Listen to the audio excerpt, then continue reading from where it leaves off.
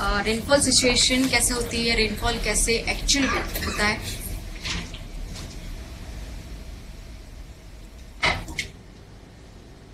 In process के जो है इन कंटिन्यूएशन में जो है पर्सिपिटेशन हमारे एटमॉस्फेयर में होता है। फर्स्ट होता है इवोपरेशन। सेकेंड, इवोपरेशन से पैदा होती है अर्थ में एटमॉस्फेयर में ह्यूमिडिटी। ह्यूमिडिटी के बाद ह्यूमिडिटी का कंडेंसेशन एंड देन पर्सिपिटेशन। सबसे पहले शुरुआत करते हैं इवापोरेशन से। वाटर बॉडी में इवापोरेशन 3 कंडीशंस में होता है। First, high temperature. ऑब्वियसली जब हाई टेम्परेचर होगा और उसका इवापोरेशन होगा। सेकंड, लो प्रेशर कंडीशन, यानी कि जब जब ज्यादा टेम्परेचर होता है, एयर जो होती है उसके ऊपर जो इमीडिएट कांटेक्ट में है वो राइज करेगी, इससे यहाँ पे लो प्रेशर कंडीशन डेवलप होगी। तो लो प्रेशर कंडीशन और भी इवोपरेशन को जो है एक्सेलरेट करेगी। Third is the fast moving wind. मैंने पहले ही बताया, एग्जाम्पल दिया था वेस्टर्लीज का। जो फास्ट मूविंग विंड अगर किसी वाटर बॉडी से पास होता है तो वो इवोपरेशन को एक्सेलरेट करता है। तो इन 3 कंडीशंस में वाटर बॉडी में इवोपरेशन होता है, राइट। दूसरी जो कंडीशंस होती है ह्यूमिडिटी।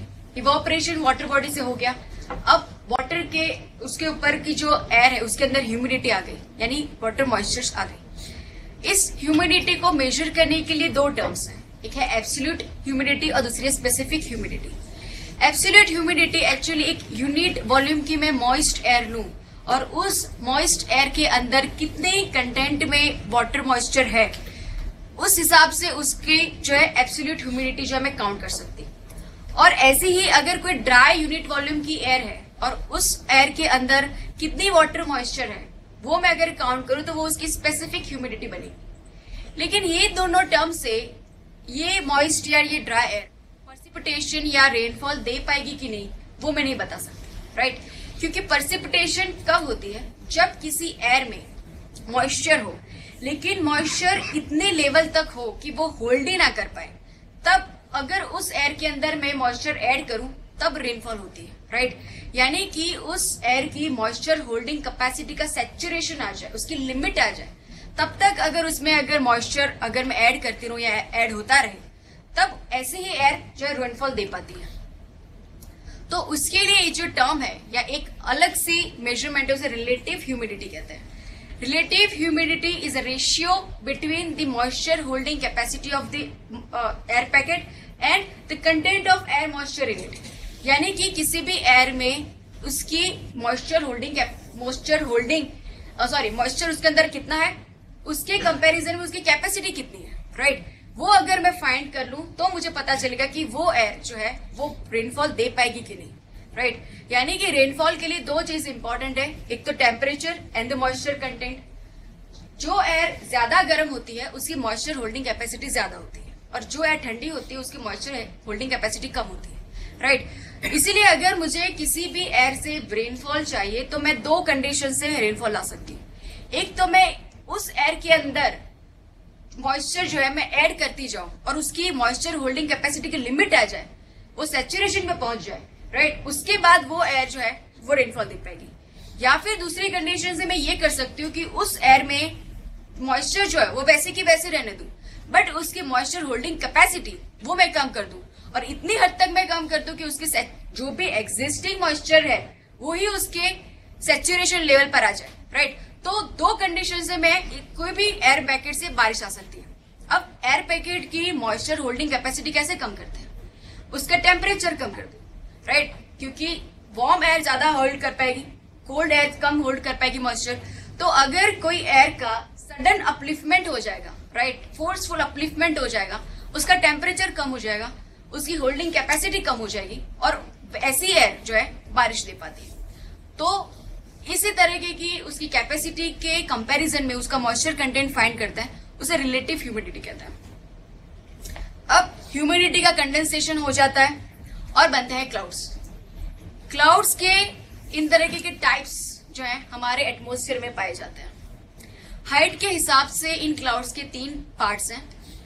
जो 2000 मीटर की हाइट पे मिलते हैं उसे लो क्लाउड्स कहते हैं। अराउंड 4000 की मीटर की हाइट पे मिडिल क्लाउड्स और 6000 मीटर पे हाई क्लाउड्स। अभी जो लो क्लाउड्स होते हैं उनमें अलग अलग टर्म्स से ये क्लाउड्स को नाम दिए गए। टर्म्स में हमें ये याद रखना है कि अगर स्ट्रेटस वर्ड आता है तो स्ट्रेटस से हमें याद रखना चाहिए स्ट्राटा यानी लेयर्स। जिस क्लाउड के नाम के आगे स्ट्रेटस लगता है वो लेयर में हमेशा होगा। अगर क्यूमुलस नाम अगर किसी क्लाउड में आता है तो हमेशा वो छोटे छोटे बॉल्स के शेप में होगा, छोटे छोटे, तो वो क्लाउड्स क्यूमुलस कहलाएगा, राइट।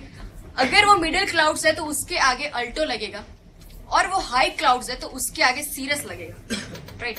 लो क्लाउड्स के काफी सारे एग्जांपल्स हैं, जैसे स्ट्रेटस क्लाउड्स लेयर में है, स्ट्रेटोक्यूमुलस लेयर और बॉल का कॉम्बिनेशन, क्यूमुलस क्लाउड्स छोटे छोटे बॉल्स में, और एक है क्यूमुलोनिम्बस क्लाउड। ये हमारे लिए सबसे इंपॉर्टेंट क्लाउड। ये क्लाउड जनरली इक्वेटोरियल रीजन में बनता है, जब साइक्लोनिक कंडीशन होती है तब होता है।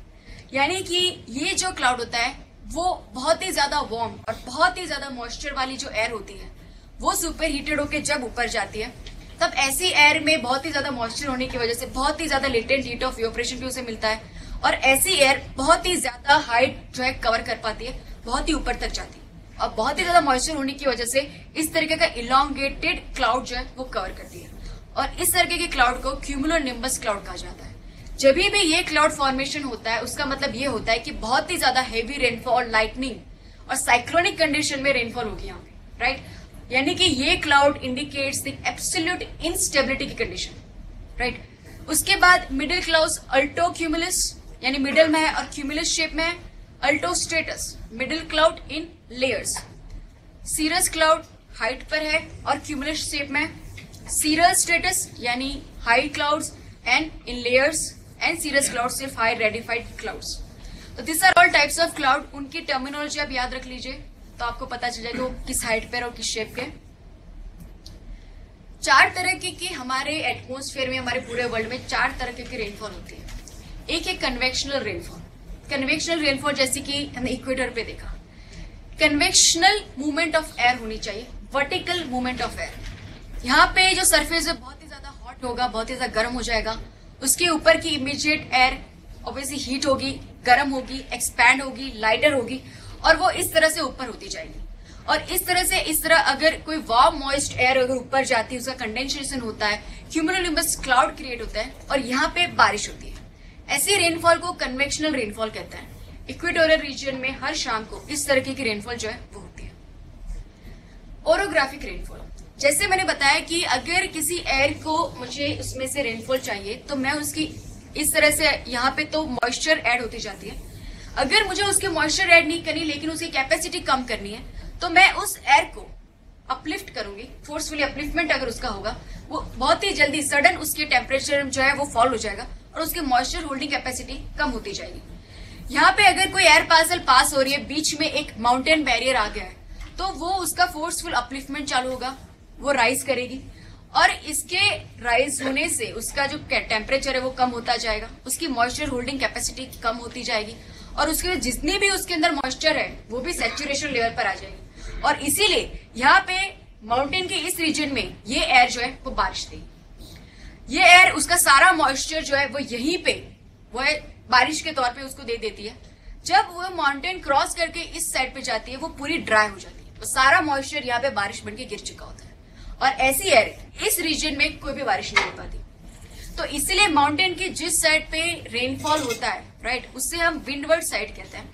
जहां पे रेनफॉल नहीं होता है, जो ड्राई रहता है, उसे कहते हैं लीवर्ड साइड या रेन शेडो रीजन। हमारे इंडिया में जो मोस्ट ऑफ द रेनफॉल होती है वो इस तरह की ओरोग्राफिक रेनफॉल होती है। जो नॉर्थ वेस्ट मानसून विंड्स आते हैं वो हमारे इंडिया में किस रीजन को सबसे ज्यादा रेनफॉल देंगे, किसको कम देंगे, वो हमारे इंडिया की जनरली जो माउंटेन रेंजेस की जो अलाइनेशन है वो डिसाइड करती है, राइट।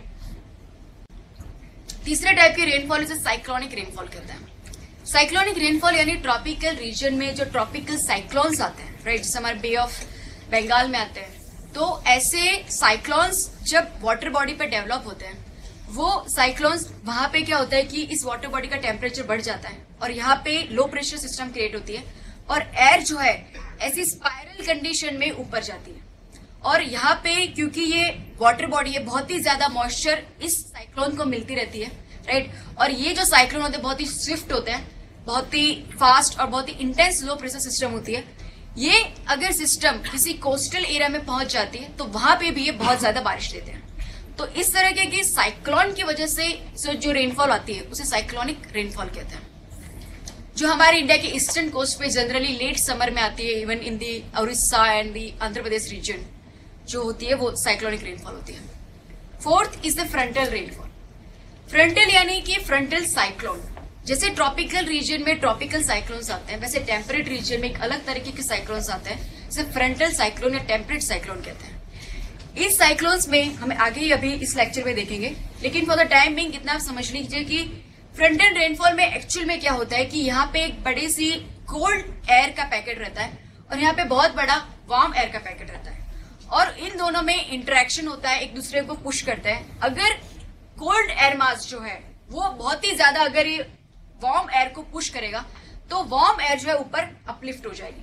दो इस तरह वर्टिकली जो एयर पैकेट होता है एक ज्यादा पुश करता है, दूसरी इस कोल्ड एयर के ऊपर पुश हो जाती है। तो इस तरह से वार्म एयर जो है उसका फोर्सफुल अपलिफ्टमेंट होता है ऊपर, और इसकी वजह से उसके मॉइस्चर होल्डिंग कैपेसिटी कम हो जाती है, कंडेंसेशन होता है और इस तरह से यहाँ पे रेनफॉल होता है। तो इस तरह की जो रेनफॉल होती है वो जनरली टेम्परेट रीजन में होती है, उसे फ्रंटल रेनफॉल कहते हैं। सबसे पहले हम ये समझते हैं हमारे अर्थ पे प्रेशर सिस्टम जो है वो कैसी होती है, उनकी पैटर्न्स हम समझते हैं। Entire earth is divided into mainly 4 pressure belts.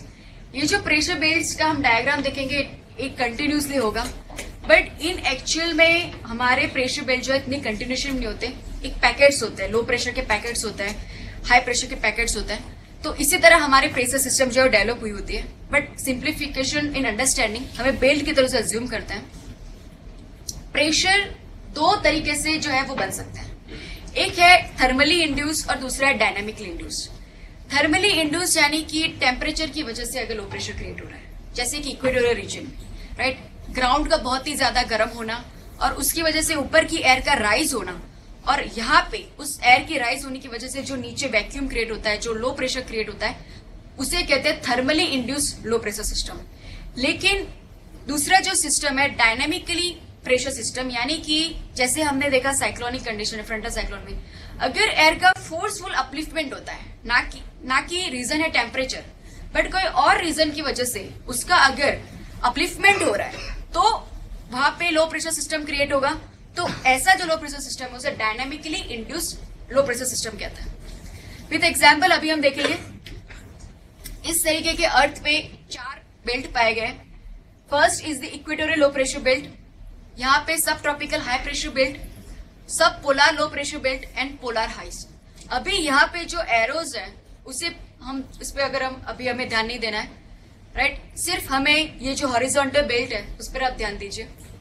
ये हमारे 4 इस तरह के प्रेशर बेल्ट है, यहाँ पे लो प्रेशर बेल्ट, यहाँ पे हाई, यहाँ पे लो और फिर यहाँ पे पोलर में हाई। कैसे बनते हैं ये प्रेशर सिस्टम्स? सबसे पहले इक्वेटोरियल लो प्रेशर सिस्टम, यहाँ पे सनरेज डायरेक्टली आती है। इस रीजन का जो टेम्परेचर है बहुत ही ज्यादा होता है, राइट, एयर वार्म होती है, एयर राइज करेगी यहाँ पे, और इसकी वजह से यहाँ पे लो प्रेशर सिस्टम क्रिएट होता है because of the convectional movement of the air. Equatorial region में सिर्फ एक ही सीजन पूरा साल रहता है, राइट, सिर्फ हर दोपहर को इंटेंस हीटिंग होती है और हर शाम को वहां पे कंटिन्यूस हैवी रेनफॉल होती है। तो ये जो इस वजह से लो प्रेशर सिस्टम बना है because of the thermally induced यानी टेम्परेचर की वजह से, तो इस रीजन को इक्वेटोरियल लो प्रेशर सिस्टम कहता है। ये जो रीजन होता है वहां पे एडवेक्शन ऑफ द एयर बहुत ही वीक रहती है, यानी हॉरिजॉन्टल जो मूवमेंट है एयर की high pressure to low pressure, वो high pressure to low pressure यहाँ पे बहुत ही कम रहती है क्योंकि इतना प्रेशर का ग्रेडियंट एयर को मिल नहीं पाता, और इसीलिए इस रीजन को बेल्ट ऑफ काम या डोल्ड्रम्स कहते हैं, right, because of very light and feeble wind. उसके बाद दूसरा हमारा प्रेशर सिस्टम है सब tropical high pressure belt and this region. यहाँ पे क्या होता है कि ये जो एयर यहाँ से इक्वेटोरियल रीजन में राइज हुई है, राइट, इस राइजिंग की वजह से यहाँ पे लो प्रेशर सिस्टम क्रिएट हुआ है। राइजिंग के बाद यहाँ पे एयर एक हाइट तक पहुंच जाती है, उसका कंडेंसेशन होता है, और मैंने कहा कि ऊपर जो है हाई प्रेशर सिस्टम क्रिएट होता है, नीचे लो ऊपर हाई, राइट। अब इस हाई प्रेशर सिस्टम जो एयर यहाँ पर है उसको लो प्रेशर सिस्टम के पास उसको अट्रैक्ट होना है, राइट, हाई टू लो ही वो मूव होगी। अब उसे ऐसा लो प्रेशर सिस्टम यहाँ पोल पर मिलता है, राइट, क्योंकि पोल में नीचे के साइड पे हाई प्रेशर है, ऊपर के साइड पे लो प्रेशर। तो यहाँ अपर एयर जो है यहाँ आपकी वो हाई प्रेशर टू पोल के लो प्रेशर की तरफ वो ट्रैवल करना चाहती है। बट होता क्या है कि वो इक्वेटर से अपना ट्रैवलिंग स्टार्ट तो करती है, पोलवर्ड जाने का उसका डेस्टिनेशन है, but because of the Coriolis force, जो मैंने कहा कि रोटेशन ऑफ द अर्थ की वजह से हमारे विंड सिस्टम है कोई भी मूविंग बॉडी को पाथ को डिफ्लेक्ट करती है। तो इसकी वजह से क्या होता है कि नॉर्दर्न हेमिस्फीयर में जो इक्वेटर के पोल जो एयर जाना चाहती है वो राइट हैंड साइड पर 45 डिग्री एंगल पे डिफ्लेक्ट हो जाती है। डिफ्लेक्ट होने की वजह से जो स्ट्रेट पाथ होगा उसका जो डिस्टेंस होगा उससे ज्यादा डिस्टेंस बन जाएगा बिकॉज ऑफ द डिफ्लेक्शन। तो अब ये ज्यादा डिस्टेंस उसको कवर करना पड़ेगा, लेकिन ज्यादा डिस्टेंस कवर करने की इसकी एनर्जी नहीं है और वो बीच रास्ते में ही गिर जाएगी। तो पोलवर्ड जाने की जगह वो एयर ठंडी होके यहाँ पे अराउंड 30 टू 40 डिग्री लैटिट्यूड पे उसका डिसेंडिंग हो जाता है, राइट।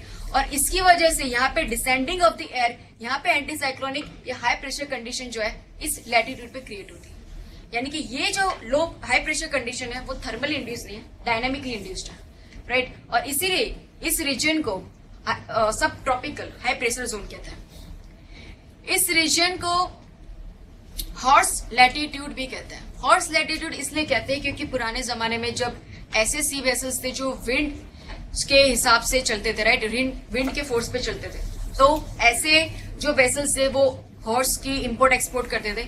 जब इस रीजन से वो पास होते थे because of the high pressure system, high pressure system में डिसेंडिंग होती है, स्टेबिलिटी होती है और विंड जो है बहुत ही कम होती है, ऑलमोस्ट नील होती है। तो ऐसी कंडीशन में उनके वेसल्स जो थम जाते थे, आगे नहीं बढ़ पाते थे, राइट। तो वो लोग क्या करते थे कि उनके वेसल्स में जो हॉर्स है उनको पानी में डुबो देते थे ताकि उनकी वेसल जो है, उनका बोट जो है वो हल्की हो जाए और वो थोड़ी सी मूव कर ले। तो इसीलिए इस हाई प्रेशर जोन को, नॉर्थ एंड साउथ को हॉर्स लैटिट्यूड कहा जाता है, right. They are the high pressure zones. उसके बाद हम चलते हैं ऊपर का सब पोलार लो प्रेशर बेल्ट। ये कैसे क्रिएट होता है? अब यहाँ पे इक्वेटर रीजन में एयर राइज हो गई, यहाँ पे लो प्रेशर, ऊपर हाई प्रेशर। ये एयर यहाँ से 30-40 डिग्री पे नीचे आती है, यहाँ पे डिसेंड करती है, नीचे हाई प्रेशर जोन क्रिएट करती है।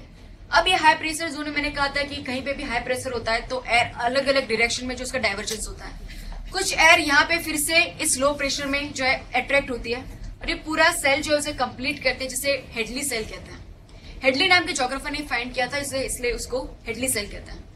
यहाँ पे डाइवर्जेंट कुछ एयर है वो यहाँ पे पोलवर्ड साइड, यहाँ पे पोलवर्ड साइड पे जो है अट्रैक्ट होती है, पोलवर्ड साइड पे मूवमेंट करती है। लेकिन इस एयर को होता क्या है कि यहाँ पे जो पोलर हाई है यहाँ पे भी डाइवर्जेंस हो रहा है और यहाँ से भी ठंडी एयर इस तरफ मूव करती है। तो पोलर हाई से ठंडी एयर यहाँ साउथवर्ड साइड मूव करती है और इस लैटिट्यूड से गर्म एयर नॉर्थवर्ड मूव करती है।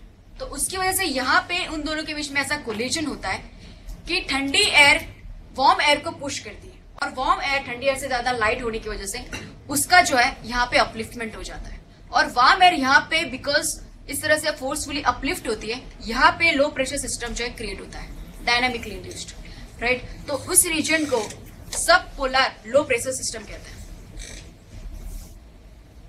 उसके बाद यहाँ पे जो एयर है यहाँ पे ऊपर जाती है, राइट, सॉरी, यहाँ से ये एयर, यहाँ से उसका अपलिफ्टमेंट होता है, यहाँ पे लो प्रेशर सिस्टम क्रिएट होती है। ये ऊपर राइज हुई एयर पोलर फ्रंट पे फिर से उसका डाइवर्जेंस हो रहा है, यहाँ पे हाई प्रेशर सिस्टम है, ये वापस यहाँ इस तरह अट्रैक्ट होती है, यहाँ डिसेंड होती है और ये सेल बनता है पूरा फेरल सेल। ये भी एक जोग्राफर ने फाइंड किया है, इसे फेरल सेल कहते हैं। उसके बाद यहाँ पे डाइवर्ज होती है एयर, इसका एक काम पोलर रीजन में जाता है। Polar region is high pressure region, यहाँ पे एयर डिसेंड होती है। ये हाई रीजन बनता है because of the very low temperature, right. तो इसीलिए थर्मली इंड्यूस्ड लो हाई प्रेशर रीजन है। यहाँ पे एयर आएगी, डिसेंड करेगी, फिर से एयर जो इस तरफ जाएगी, हॉट एयर को पुश करेगी और इस तरह का उसका पूरा सेल बनेगा, उसे पोलर सेल कहते हैं, राइट। तो इस हिसाब से हमारे 4 प्रेशर बेल्ट बने, राइट, और इसी तरह हमारे ये सेल भी बने। Equatorial low pressure and polar high are thermally induced, but horse latitude यानी कि subpolar high pressure belt and सब tropical high pressure belt and सब polar low pressure belt, they are dynamically induced. उनका forceful upliftment या descending हो रहा है।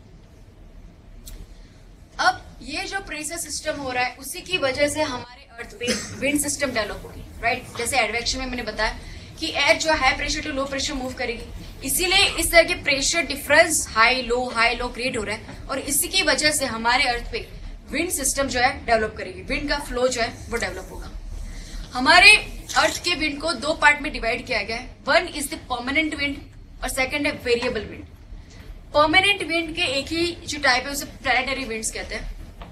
Variable winds के बहुत सारे टाइप्स हैं, जैसे कि seasonal winds, local winds, mountain valley breezes and land and sea breezes. इन्हें वेरिएबल विंड इसलिए कहते हैं क्योंकि वो कुछ लिमिटेड टाइम के लिए कुछ लिमिटेड एरिया में पाए जाते हैं। लेकिन परमानेंट विंड हमेशा हमारे अर्थ पे पाए जाते हैं, और प्लैनेटरी विंड इसलिए क्योंकि वो पूरे प्लैनेट को कवर करता है। तो first will study the planetary winds. इस तरह के प्लैनेट जो हमारे एरो बीच में दिख रहे हैं वो प्लैनेटरी विंड्स हैं। ये जो हमने देखा कि पहले इक्वेटोरियल लो प्रेशर बेल्ट है, देन उसके बाद ये सब ट्रॉपिकल हाई प्रेशर बेल्ट है, देन सब polar low pressure and then polar high. यानी कि एयर जो है वो हाई टू लो प्रेशर में इस तरह मूव करेगी। यहाँ हाई टू लो प्रेशर जो है एयर इस तरह से मूव करना चाहिए। लेकिन होता क्या है कि because of Coriolis force northern hemisphere में एयर जो है वो राइट हैंड साइड पे 45 डिग्री डिफ्लेक्ट करेगी, सदर्न हेमिस्फीयर में लेफ्ट हैंड साइड या एंटी क्लॉकवाइज डायरेक्शन में डिफ्लेक्शन होगा, राइट। और इसी की वजह से अलग अलग हमारे विंड सिस्टम डेवलप होंगे।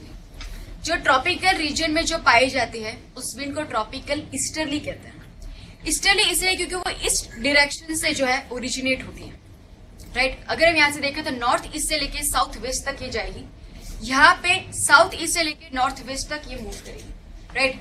हम यहाँ पे देखेंगे ये हाई प्रेशर जोन है, उसे यहाँ के लो प्रेशर जोन में जाना है, लेकिन ये सदर्न हेमिस्फीयर है, right. Anti clockwise movement left hand side पे 45 डिग्री डिफ्लेक्शन होता है, इसीलिए वो इस तरह से ईस्ट टू वेस्ट मूव करते हैं। यहाँ पे नॉर्दर्न हेमिस्फीयर में ये हाई प्रेशर जोन है, उसे इक्वेटोरियल लो प्रेशर जोन में आना है, सब उसको ये नॉर्दर्न हेमिस्फीयर है, इसीलिए कोरोलिस जो फोर्स है वो क्लॉकवाइज डायरेक्शन में डिफ्लेक्ट करेगा, राइट। उसके राइट हैंड साइड पे डिफ्लेक्शन होगा, और इसीलिए ये जो एयर है इस तरह से मूव करती है, ना कि straight, right, north to south.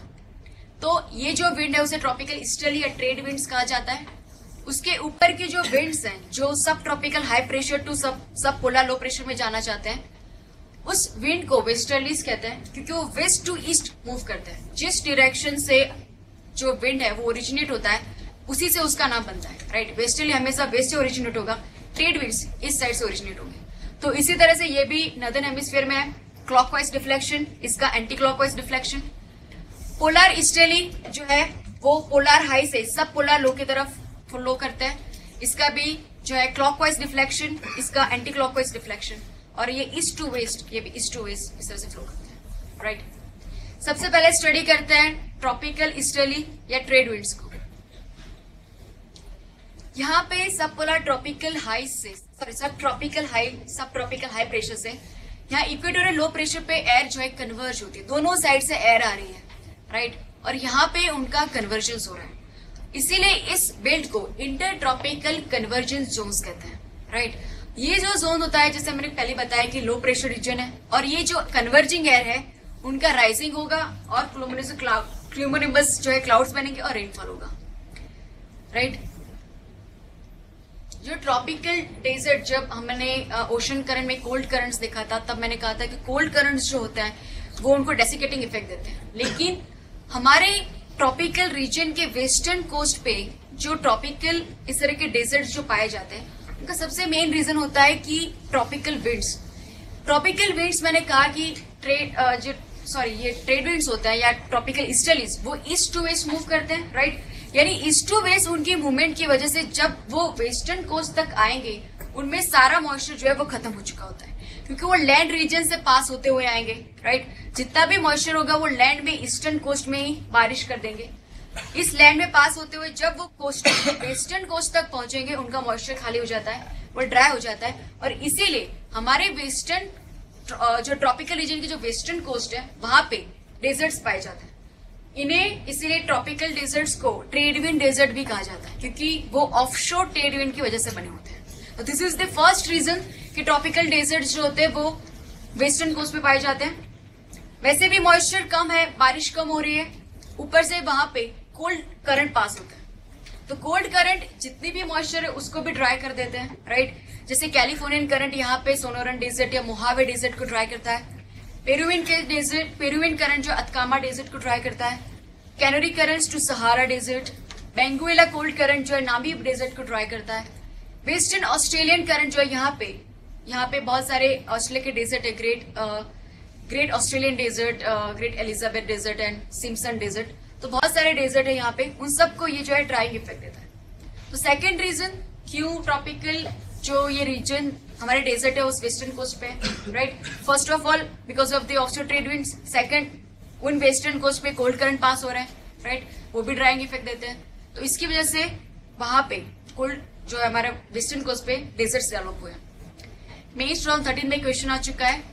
Major hot deserts in the northern hemisphere. Hot desert यानी कि tropical deserts, right, they are located between 20 to 30 degree north latitude and on the western side of the continents. Why यहाँ पे सिर्फ northern desserts के बारे में पूछा गया है, नॉट द सदर्न हेमिस्फीयर के। तो हमें सिर्फ ये इस रीजन के बारे में बात करनी है, राइट। फर्स्ट हमें बताना पड़ेगा ऑफशोर ट्रेड विंड्स और सेकंड रीजन हमें बताने पड़ेगा ये सारे कोल्ड करंट्स। तो दिस इज द रीजन कि वहां पे हमारे वेस्टर्न कोस्ट पे डेजर्ट्स पाए जाते हैं। उसके बाद के विंड्स वेस्टर्लीज विंड, ये वेस्ट टू ईस्ट मूव करते हैं, राइट। उन्हें सब ट्रॉपिकल हाई से सब पोलर लो में जाना है, सब ट्रॉपिकल हाई सब पोलर लो में जाना है। यहाँ पे क्लॉकवाइज डिफ्लेक्शन, यहाँ पे एंटी क्लॉकवाइज डिफ्लेक्शन। वेस्टर्ली की एक यूनिक चीज मैंने अभी बताई थी, वेस्टर्लीज नॉर्दर्न हेमिस्फीयर में भी इस तरह वेस्ट टू ईस्ट होता है, सदर्न हेमिस्फीयर में वेस्ट टू ईस्ट पास होता है। बट नॉर्दर्न हेमिस्फीयर बहुत ज्यादा लैंडमार्क्स है, बहुत ज्यादा ऑब्स्टिकल्स है। यहाँ पे पूरा ओपन सी है, यानी कि उनको बहुत ही फ्री वे मिलता है फ्लो करने के लिए। इसीलिए सदर्न हेमिस्फीयर के जो वेस्टर्लीज हैं वो बहुत ही ज्यादा हाई स्पीड में फ्लो करते हैं, जिन्हें अलग अलग नाम से बुलाते हैं, roaring 40s, furious 50s, shrinking 60s and screaming 70s, right. Prelim 2011 question. Westerlies in southern hemisphere are stronger and persistent than northern hemisphere. Why? Southern hemisphere has less landmass as compared to northern hemisphere. True. Coriolis force is higher in southern hemisphere as compared to northern hemisphere. Not true. Coriolis force equally act in northern hemisphere and southern hemisphere. There is nothing like that. So one is correct, second is wrong. Westerly के ऊपर के winds polar winds यानी polar easterlies, ये east to waste जो है वो flow करते हैं इस तरह से। नॉर्दर्न हेमिस्फीयर क्लॉकवाइज, यहाँ पे एंटी क्लॉकवाइज डिफ्लेक्शन, राइट। एक और कंसेप्ट के बारे में आपको बताना चाहती हूँ, इसे एपरेंट मूवमेंट ऑफ सन कहते हैं। एक्चुअल में देखा जाए जब हमारे यहाँ समर होता है, नॉर्दर्न हेमिस्फीयर में समर होता है, तब जो नॉर्दर्न पोल होता है वो सन के पास होता है, राइट। नॉर्दर्न हेमिस्फीयर में हीट सरप्लस रीजन रहता है। विंटर अगर नॉर्दर्न हेमिस्फीयर में है यानी कि सदर्न पोल या सदर्न हेमिस्फीयर सन के टुवर्ड्स है, राइट। ये चीज हमें पता है। एक्चुअल में अर्थ के टिल्टेशन होने की वजह से इस तरह की सिचुएशंस क्रिएट हो रही है। बट अगर हम अर्थ पे से देखें तो हमें ऐसा लगेगा कि समर सीजन में सन जो है वो नॉर्दर्न साइड पे मूव कर रहा है और विंटर सीजन में सन जो है सदर्न साइड पे मूव कर रहा है, right. This is just an apparent, हमें ऐसा लगता है। इन एक्चुअल में अर्थ इज टिल्टेड, तो हमें ऐसा जो लगता है कि अर्थ समर में ऊपर सन अर्थ के ऊपर जाता है, समर सीजन में नॉर्थवर्ड मूवमेंट करता है, विंटर सीजन में सदर्न साइड पे इस तरह मूवमेंट करता है, उसे एपरेंट मूवमेंट ऑफ सन कहते हैं। इस मूवमेंट की वजह से क्या होता है, समर सीजन में जो मैंने कहा कि इक्वेटोरियल रीजन में हमारा आईटीसीजेड या इंटर ट्रॉपिकल कन्वर्जन जोन या इक्वेटोरियल लो प्रेशर सिस्टम जो क्रिएट होती है वो एक्चुअल में ये सारे सिस्टम परमानेंट नहीं होती, वो भी मूव करती है। समर सीजन में ये होता है कि जब सन की अपरेंट नॉर्थवर्ड मूवमेंट होती है तो उसको कैच करने के लिए आईटीसीजेड भी नॉर्थवर्ड मूव करता है, राइट। क्योंकि जहां पे सन होगा वहां पे ही इक्वेटोरियल लो प्रेशर जैसा लो प्रेशर सिस्टम क्रिएट होगा, और इसीलिए जहां पे आईटीसीजेड मूव करेगा उसके पीछे सारे ट्रेड विंड्स, सब ट्रॉपिकल हाई प्रेशर सिस्टम, लो प्रेशर सिस्टम, सारी सिस्टम इस तरह नॉर्थवर्ड मूव करती है अर्थ पे। और जब विंटर सीजन होती है तब आईटीसीजेड यानी एपरेंट मूवमेंट ऑफ सन जो सदर्न साइड पर आता है तो उसको सन के फॉलो करती है ये आईटीसीजेड, और आईटीसीजेड भी सदर्न साइड मूव करता है और सारी हमारी प्रेशर सिस्टम, सारे प्लैनेटरी विंड्स वो भी सदर्न साइड पे मूव करता है, राइट। यहाँ पे आप डिफरेंस देख सकते हैं, समर सीजन में इट इज अबोव तिबेट, यहाँ इंडिया तक पहुंच जाता है ITCZ, और विंटर सीजन में यहाँ पे नीचे सदर्न साइड पे ITCZ। ITCZ की मूवमेंट सन को कैप्चर करती है, बिकॉज सन जहां पर होगा वहीं पे डायरेक्ट सनलाइट होगी और वहीं पे लो प्रेशर सिस्टम क्रिएट होगी, राइट। इसलिए सन जहां पर होगा वहां पे ITCZ होगा, और ITCZ जहां पे होगा पूरी प्रेशर सिस्टम वहां पर होगी। ये पूरा अपरेंट मूवमेंट ऑफ द सन हमें इंडियन मॉनसून सिस्टम में काम आएगा, जो हमें अभी समझना है। परमानेंट या प्लैनेटरी विंड जो हमने समझ ली है, अब हम चलते हैं वेरिएबल विंड्स में। वेरिएबल विंड का फर्स्ट स्टेप है सीजनल विंड्स। सीजनल विंड्स यानी monsoon winds. Monsoon actually word Arabian मौसम में से है, उसका एक्चुअली में मीनिंग होता है रिवर्सल ऑफ विंड्स, राइट। हमारे इंडिया में ये होता है कि समर सीजन में जो विंड पास होता है इंडिया के ऊपर से, वो इस तरह साउथ वेस्ट से नॉर्थ ईस्ट तक मूव करता है, इस डायरेक्शन में होता है। और विंटर सीजन में इस नॉर्थ ईस्ट से इस तरह साउथ वेस्ट में विंड जो है मूव करता है, राइट। तो इस तरह के पूरे विंड की रिवर्सल होती है सीजन टू सीजन, और इससे हम मॉनसूनल विंड्स कहते हैं। बट एक्चुअल में ये जो रिवर्सल ऑफ विंड है वो वही के वही सेम विंड, उसका रिवर्सल नहीं होता है, बट कुछ और डेवलप होता है। उसमें ये होता है कि हमारे यहाँ अब जुलाई में देखिए जो समर सीजन है, हमने कहा कि समर सीजन में apparent movement of the sun in northern direction, तो उसकी वजह से ITCZ भी ऊपर यहाँ आता है अबोव इंडिया, और उसकी वजह से क्या होता है कि जब ITCZ ऊपर आता है तो ट्रॉपिकल ईस्टर्लीज भी मूव करेंगे, उनको जो है ITCZ में कन्वर्ज होना है। तो इसकी वजह से क्या होता है कि ITCZ यहाँ पे आएगा, तो ये सारे जो सदर्न साइड के ट्रेड विंड्स हैं वो इस ITCZ से मर्ज होने के लिए इस तरह साउथ वेस्ट डायरेक्शन से इंडिया के पास आएंगे। जब विंटर सीजन होगा, आप जनवरी के डायग्राम में देखिए, ITCZ जो है साउथवर्ड मूव करेगा because of apparent movement of the sun in the southern direction. तो जब ITCZ नीचे जाएगा तो क्या होगा कि जो सदर्न ट्रेड विंड्स है वो तो यहाँ पर हो गए, और इंडिया अब आएगा नॉर्दर्न ट्रेड विंड्स के अंदर। अब जो नॉर्दर्न ट्रेड विंड्स जो ऊपर से नीचे आते हैं वो इस तरह नॉर्थ वेस्ट डायरेक्शन से साउथ वेस्ट डायरेक्शन में मूव करते हैं, और इसीलिए इंडिया जो समर में सदर्न ट्रेड विंड्स के नीचे होता है और विंटर में नॉर्दर्न ट्रेड विंड्स के नीचे होता है, राइट। और इसीलिए हमें जो है डायरेक्शन जो है रिवर्स लगती है विंड्स की, राइट। बट एक्चुअल में पूरा विंड सिस्टम है वो ऊपर नीचे हो रहा है। तो इस तरह से जो है हमारा इस तरह से जो विंड आ रहा है उसे मॉनसूनल विंड्स कहते हैं। वेरिएबल विंड यानी उनकी डायरेक्शन वेरी होती है। ये चीज हमें समझने में काम आएगी in Indian monsoon. Variable wind में हमने देखा सीजनल विंड्स, मॉनसून विंड। अब चलते हैं लोकल विंड्स में। लोकल विंड यानी कुछ लिमिटेड रीजन में जो विंड जो है कभी टेम्पररी टाइम के लिए जो इमर्ज होते हैं और उनको अलग अलग रीजन में अलग अलग नाम दिए जाते हैं। जैसे कि अगर माउंटेन्स में से कोई कोल्ड विंड जो है वो बहुत इस तरह स्प्रेड होता है, अलग अलग रीजन में निकलता है, तो उन्हें अलग अलग नाम देते हैं। आज से ऐसे कोल्ड विंड निकलता है, उसे ग्रीस में ग्रिगैल कहते हैं, इटली में इसे ट्रेमोंटा कहते हैं, और एड्रियाटिक सी नियर इटली उसे उस रीजन में उस कोल्ड विंड को बोरा कहते हैं। इस तरह के माउंटेन्स में सर वार्म विंड अगर पास हो रहा है तो आल्प में से ऐसे वार्म विंड को फोन कहते हैं, रॉकीज में से चिनुक कहते हैं, और एंडीज में से सोंडा कहते हैं। There's a different name, maybe ये शायद मैच द फॉलोइंग क्वेश्चंस में आ सकता है। Just we need to remember the names. Cold wind, land wind. Land में क्या होता है कि अगर कोई बड़ा सा लैंड मास है और वो बहुत ही ज्यादा कम टेम्परेचर अगर उस लैंड में हो जाता है तो एयर जो है वो डिसेंड करती है, राइट। ठंडी जगह पे एयर डिसेंड होती है, हाई प्रेशर कंडीशन डेवलप होती है, और जहां पे हाई प्रेशर कंडीशन डेवलप होती है वो एयर वहां नीचे जो है अलग अलग डायरेक्शन में डाइवर्ज करती है। मैंने ये पहले बताया था in while explaining the Siberian land. Siberian region जो है वहां पे विंटर सीजन में ये ऐसी एंटी साइक्लोनिक या हाई प्रेशर सिस्टम डेवलप होती है। विंटर सीजन में बहुत ही ग्राउंड जो है ठंडा हो जाता है, हाई प्रेशर क्रिएट होता है, विंड जो है डिसेंड करती है, और वो ठंडी चिलिंग विंड जो है एंटी साइक्लोनिक कंडीशन में अलग अलग डायरेक्शन में डाइवर्ज करती है। ऐसी विंड जो है सदर्न डायरेक्शन में जो भी आती है वो इंडिया तक पहुंच नहीं पाती क्योंकि because of barrier of Himalayas, लेकिन चाइना और सारे रीजन को जो है वो चिलिंग इफेक्ट देती है। तो इस तरह के जो लैंड का कोल्ड विंड होता है because of the high pressure system, तो साइबेरिया में ऐसे विंड को बुरान कहते हैं और कनाडा में ऐसे विंड को ब्लिजर्ड कहते हैं। They are very cold wind, मतलब जिस रीजन में जाएंगे उस रीजन को मतलब वाटर बॉडी को फ्रोजन करते हुए जाएंगे। अगर डेजर्ट में से इस तरह के वार्म विंड जो है वो स्प्रेड आउट होता है। सहारा में से ऐसे विंड जो मिलते हैं उसे सिरोको कहते हैं। इजिप्ट में उसे खामसीन कहते हैं। लीबिया में उसे कीबली कहते हैं एंड गल्फ ऑफ गिनी में उसे हरमिंटन कहते हैं। इंडिया में भी ऐसे कुछ लोकल विंड है, हमारे समर में पाए जाते हैं। Very famous, hot, dusty, very humid wind, लू, राइट।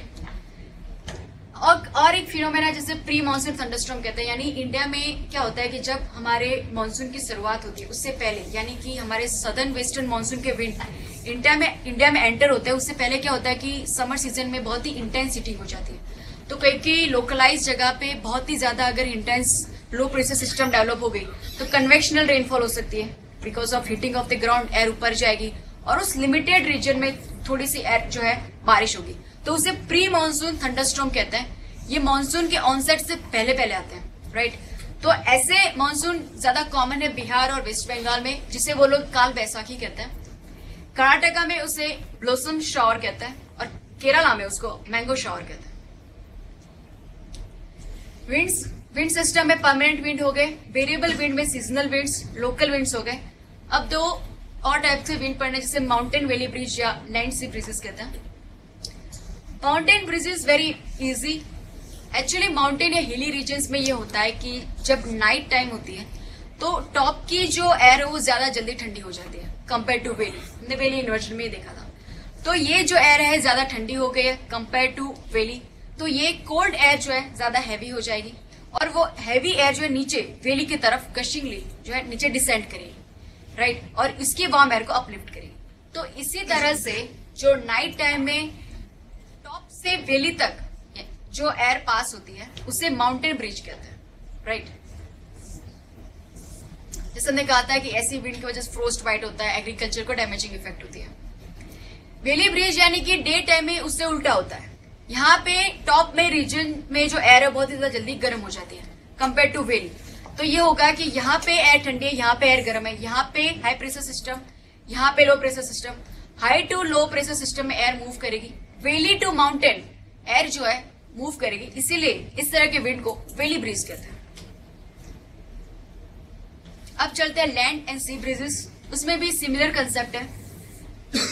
अगर किसी कोस्टल रीजन में ये होता है कि नाइट टाइम में वो लैंड हमेशा वाटर से लैंड ज्यादा जल्दी ठंडा हो जाता है, तो लैंड में हाई प्रेशर सिस्टम डेवलप होगा कंपेयर टू वाटर। तो वाटर में लो प्रेशर सिस्टम होगा रिलेटिवली, राइट।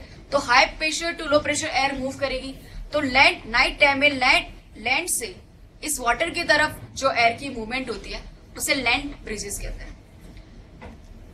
उससे उल्टा डे टाइम में यहाँ पे लैंड बहुत ही जल्दी गर्म हो जाता है, यहाँ पे लो प्रेशर सिस्टम हो जाएगा कंपेयर टू वाटर। वाटर पे जो है उससे कंपेयर में हाई प्रेशर रहेगा, यहाँ पे high pressure to low pressure air की मूवमेंट होगी। अब ये होगी वाटर यानी सी टू लैंड, तो इसीलिए उसको सी ब्रीजेस कहते हैं, right. This is the only thing about it. आज हमने अभी देखा pressure belts of the world, उसके बाद में जो 4 प्रेशर बेल्ट्स देखे और उसके हिसाब से हमारे विंड सिस्टम देखी, planetary wind systems, variable winds, seasonal winds, right, and local winds, mountain and